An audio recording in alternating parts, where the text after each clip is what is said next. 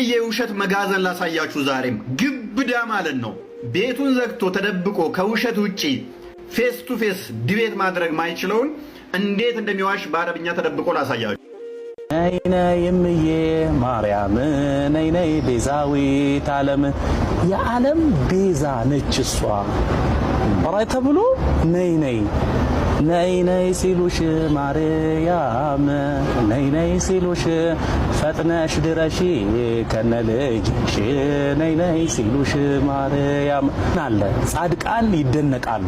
ለምሳሌ ማርያም፣ ገብርኤል እንዲህ እያለ ማለት ነው ይደነቃልና መጨረሻ ላይ እኔ እስላም ውስጥ መጥቼ ማለት ነው ላጣቸው ነው ወይ እነኚህን ያልኩትን ሱብሃንአላህ ኢስላም ትክክለኛ ቦታ ሰጥቷቸው በቃ እንትን ብሏል። ለምሳሌ ገብርኤል ማለት ነው እነኛ ችግርተኞችን ያዳነ ሊቀ መላእክ የሆነ የመላእክቱ ምና እዚህ መጣላ ጅብሪል ምንድነው ያው ወደ እስላም ላይ ያለው ቦታ አለ። ማርያም ልዩ ቦታ ነው ያላት በክርስቲያኒቲው ማለት ነውና ይዘመራል። ሽርክ ነው።